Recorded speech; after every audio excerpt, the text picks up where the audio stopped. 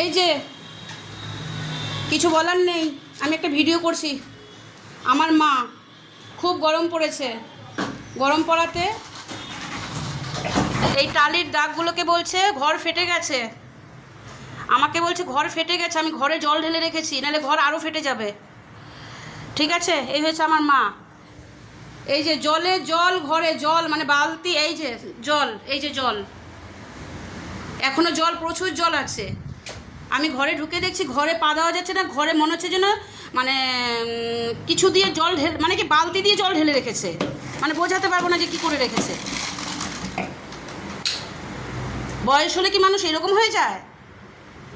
এরকম বাচ্চা হয়ে যায়? বলে ঘর ফেটে গেছে, কি করবো, এই জন্য জল ঢেলে রেখেছি।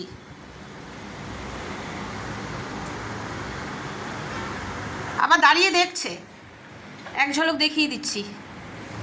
এই যে এই যে দাঁড়িয়ে দেখছে। ঘর কি হয়েছে, ঘর কি হয়েছে, কি হয়েছিল বলো? জল ঢেলে রেখেছিলে কেন?